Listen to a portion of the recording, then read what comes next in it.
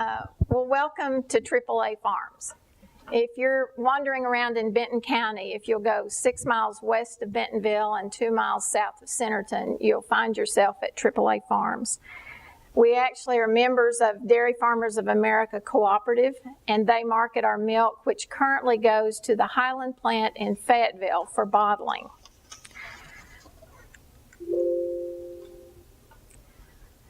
Our farm was bought in the early 1920s by Ryan's grandfather.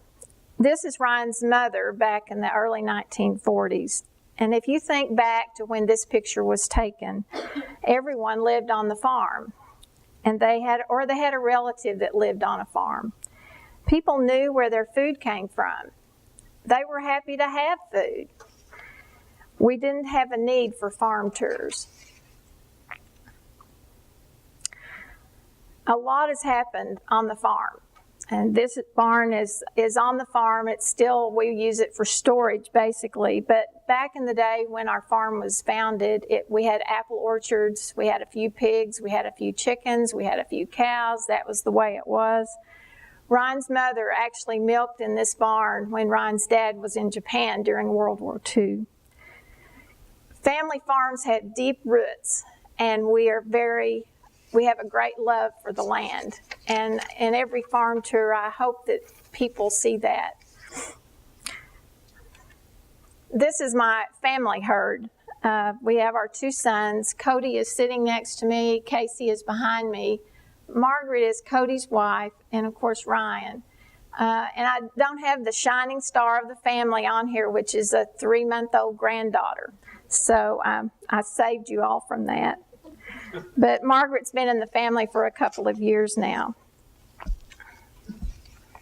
Why do we open these barn doors? Some days I've wondered myself. We do share how we work every day to produce high quality milk, and we do try to answer the questions related to milk production, animal care, and environmental stewardship.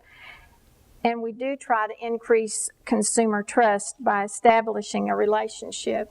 And I find that regardless of the age of the people that are coming to the farm, these goals are still all the same. This is an infographic about dairy. Dairy farms have a great story to tell, and this basically kind of goes over some of the information that I share throughout the farm tour. But it allows us the opportunity to share about how we care for our animals and protect the environment using best management practices and provide the information about efficient use of our natural resources. And if you think about it, it is quite an amazing story, just because in 1944, we had 26 million cows, and today we're producing so much more milk with only 9 million cows. And that's due to sound science and technology, which is what we really live by on the farm, and that's what drives us. But in today's world of consumers, that is not enough. That's not enough for the consumers. I found that this statement, it really brings it to heart. In a study done by the Center for Food Integrity, that actually showing and talking about what you do is key to being transparent. Transparency builds trust, and I start every tour of the farm in the milk barn in the tank room. Now the tank room is where we store the milk before it's picked up to go to the Highland plant. I've had some great conversations standing in front of the tank with the people that are coming to the farm. And we always have that number one question of every farm visit that's going to come up. And it happens right here at the beginning, and it's about, what about these antibiotics in the milk?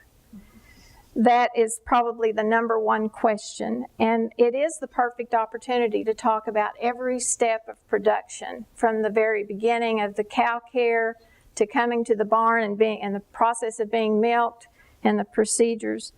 And it's great to be able to bust these myths about milk and providing factual information. It's very rewarding to me, because I find that every consumer that comes to the farm, really all they're mostly wanting to know is what's safe for my family. And we all have that in common. We want the best thing for our family. Welcome to my parlor. Now, this isn't the kind of parlor you're going to come and have tea in, but it is the milk parlor. And we come in here and we milk 16 cows at a time, twice daily, 365 days a year, weekends and holidays. And if you need a job, just come out to the farm and we will provide you with one. We often get the question when we're in the parlor about, does it hurt? Does it hurt the cows? If someone really wants to know, we actually will let them put their finger inside the pulsation part of the machine and feel. And we also talk about, the cows feel relief when they come to the barn. They're happy to come. So it's just a perfect place to get rid of some of that misconception. Now, not everyone is this brave that they want to milk a cow, but we do try to offer that. I don't offer it right out, but when I do have the people that want to try that, I allow him. And I thought this was interesting. This is a child that wanted to do this. So we let him stand on the bucket so he could reach up there. Kids and cows. Farm tours are worth it. I noticed in this particular picture that there was no one holding their nose. It's very common that when kids come to the farm, you're going to have some that are holding their nose. But, it's part of who we are. And we talk about it. We talk about what creates some of our smells. I don't usually encourage preschool groups, but we did have this group, and we had the Benton County Farm Bureau milking cow out there so that they could have a little fun while they were on the farm besides, just being at the farm. When we leave the milk parlor, we're gonna go to the feed barn, and these are the cows. They're coming out from being milked. They're on their way to the feed barn. So we just kind of follow the cows in their morning routine. As we watch the cows eat, we talk about what we're feeding them every day, the special diet that's designed by the nutritionist, and how much dairy cows eat. It's also the perfect time to stop and talk about our facilities that are designed to meet all the regulations that we are asked to do by the Arkansas Department of Environmental Quality. Because we do have storage areas for dry manure and liquid manure. And then we also talk about the plan that how we're utilizing that manure nutrient on our crops. And because it is important to us to take care of the land and the water quality for us and our neighbors and our cows. Now we go on to the commodity barn, and we're talking about the different feedstuffs that we're actually mixing. It's the opportunity to discuss feed efficiencies and the fact that cows are the perfect recyclers. And cows are eating things and utilizing nutrients that people would not be utilizing, and it would just be going into, to the, whatever the place is, the trash place. Our cows have their own nutritionists, and, most people don't realize how everything is done very, very special for the cows. If people took as good a care of themselves, we wouldn't have such problems with obesity and the problems we have in human health. And of course, it's always intriguing to look inside the feed wagon or to watch how they're mixing the feed. It's all, it's very special measured, and so many pounds per cow. They're usually surprised that we're, doing so many special things for the cows.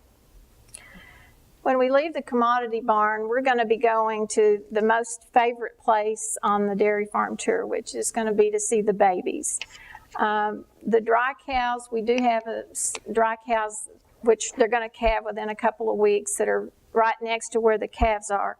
So we're going to go on and be talking about what we're doing as far as calf care. We do raise all of our calves, and the cows will calve in the field that you see in this background picture within 12 hours. And after that, we're going to bring that calf to the calf hutch area, and I'm going to become the mother of the calves. That's what I usually tell everybody, because that's the way it is. It's common to be asked about the care of the babies, and most often I've had the question, don't they miss their mothers? And I did have a lady she was almost, I don't know, she was almost angry that we were creating a problem for these calves and that they were bawling and they were acting and doing things. But after we talked about how we raise them and she observed their behavior, she told me at the end that she felt completely different about it. She said, I just expected they were so unhappy, and she expected that they were going to miss their mothers. But I explained to her that I've never experienced that with my calves. They bawl, but they're not bawling all the time like they're hungry or that they need any attention. So I felt good in the fact that someone came to the farm and they actually really had a different impression once they had seen it. And I was glad she told me that, because that was an encouragement to me. We raise all of the babies, the bulls and the heifers, and we'll eventually sell the bulls as steers around 800 pounds. And of course the heifers are our replacement animals. So we spend a lot of time and energy in making sure that they're healthy and well cared for, because we have a lot invested in these animals. We're looking at close to 3 years before they're ever going to enter the milk line and become productive. So you have a lot of dollars invested in them. So it's to our benefit to take really good care of them. I'm going to go through the next set of slides, and they're all in the calf hutches, but I want to just point out the different kinds of people that have been coming to the farm over the period of years. These are University of Arkansas dietetic and hospitality students. It's been a couple of years back, but I had a professor that she saw the need for students to understand where food comes from, because they were either dietetic students, they were going to be instructing people about nutrition, or they were going to be working in the industry side of preparing food for people. And I thought, I'm always happy to see teachers that really see the need for people to understand the root of what they're going to be dealing with. So these students would come and we would do the tours and answer their questions. These are University of Arkansas animal science students. And it's usually every spring we will have a group of students. They're on a tour to see beef and dairy operations in several locations. And they're always very eager to see the calves. And as you see, they like to play with them. I believe this is probably one of the first Moms on the Farm group that we had come to the farm. This is trying to reach out to the moms that are, moms have the purchasing power. They're out trying to buy our food for their family. They have a lot of questions in trying to find the perfect thing for their family, and they want what's healthy and safe. So Dr. Yancey, who also has a blog, Mom at the Meat Counter, she's very passionate about this, and I think it's been a great program, and I'm happy that I can be of help to her. She alternates going to Benton and Washington County. This was another group of students. We've also had homeschool students. These are Springdale Middle School students. They're actually, you see their t-shirts, they've got Fuel Up to Play. This is a program that dairy farmers fund called Fuel Up to Play 60. And it's actually an in-school program to build healthy habits and encourage activity.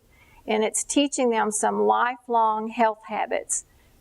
And, also that dairy is an important part of their diet. But it's a great program. And these students, this was kind of the culmination of their year program to come to the dairy farm, because they had never been on a farm. And I don't have a picture, but Ryan and I had the neatest experience with this group. They brought a child in a wheelchair. Well, we're not very wheelchair friendly, and we expressed that to them when they took the child off the bus. But they wanted this child to come because he could not verbalize. He was in a wheelchair. He could move his arms, but he, his way of communicating would be basically just to kind of yell and make noises. But what we didn't realize until we got in the barn and he saw the first cow was that he was extremely afraid of animals. And he went nuts. And I thought, this is never going to work. I'm trying to talk and we're trying to tour and he's gone nuts. And I felt bad. And I told the teacher, I said, no, we're going on and you do what you want to do. But I said, we're going to just continue. So we did, and he calmed down, and we got over to the calf hutches. And we observed the greatest thing. These other children that were in this group, they all helped this child. Well, they finally got him over to the calves, and they coaxed him into actually touching. And all of a sudden, he was relieved of this fear. And I thought, I'm so glad we did not limit anyone from coming. It wasn't easy, but you never know what's going to happen. Later, we were in the yard eating lunch, and we had a little puppy that my son brought out. And those kids took that little dog to this child who was scared of animals, took that dog to the little boy. And at the end of the day, he was petting the dog. It was a miracle. And his instructors, you cannot believe the way they felt. This is a child that, is having extreme difficulty. So you never know. And I don't know, I didn't have that in my thing, but it's worth talking about when your life is touched like that, and if you can help someone. This is another group. This is a group of Walmart milk buyers, dairy buyers, and also members of their sustainability committee. We've had Walmart milk buyers. This was actually the second time we've had a different group. But this visit in particular happened earlier in the year. And they were actually coming, they wanted to know about the process that we go through for evaluating for third audit, for outside auditing, for animal welfare. The co-op, our co-op, has a program called the Gold Standard, which is an evaluation process that they look at everything on our farm, from animal care to environmental issues and what we're doing on the farm, and give us a rating. But then every 3 years, the co-op is going to have a group of farms that are going to be selected for outside audit. And this is the way we're trying to answer the question of food industry, what the questions they have for our practices on the farm. So some of the people on this tour were looking at our process, and we actually had the co-op evaluator was there. We actually had our manual. We were going through some of the sets of questions that we answer. And Ryan was giving them answers just like he would if we were being evaluated that day, so that they could see what the process is and understand.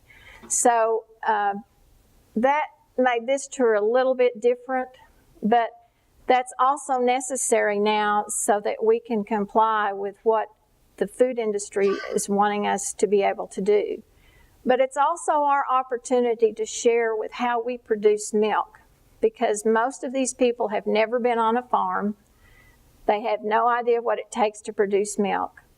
And they're looking to change a lot of things that are going to have impact on dairy farmers across the nation. It's not just our farm.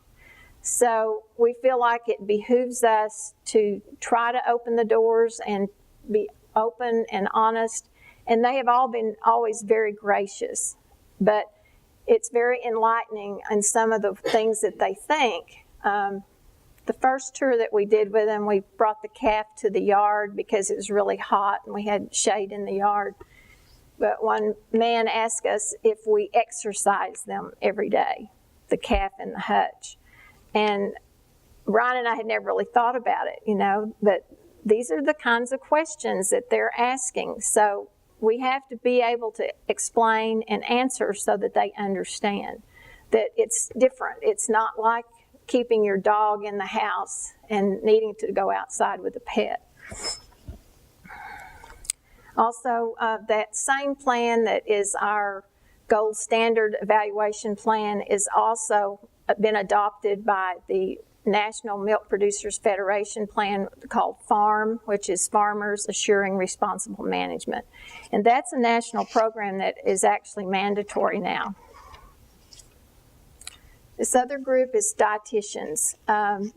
They've had several dietetic conferences in Springdale, and we've had them to bring groups of the dietitians out because the same thing, they're instructing people on health issues and food issues, and they want to be sure that they understand how milk is produced so that they can relate that to consumers and their clients that they're helping. And Dr. Thaxton mentioned the blog. As an extension, if you can't make the dairy farm tour or you don't have that ability, I felt that it was a good thing to reach out in a way to let people know what's happening on the farm. And it's a blog, and a lot of people don't understand why would you mess with this, but it's a way to reach out to people and have a presence, because people get on the internet and everything is true on the internet. So I think we have to be out there trying to reach out to people in any way that we can.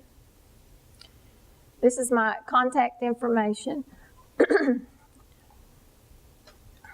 And these are some resources that I find if you're looking to have more information about dairy. Midwest Dairy is part of the promotion arm for us. It gives you a lot of good information about dairy farming and dairy health and nutrition. The National Dairy Farm site is actually where you can find out more about the farmers, the program for evaluation. Dairygood.org is actually the national dairy website. And then, of course, the co-op is dfamilk.com. So I appreciate being asked to be here. If you have any questions, I'd be glad to answer. Thank you, Susan.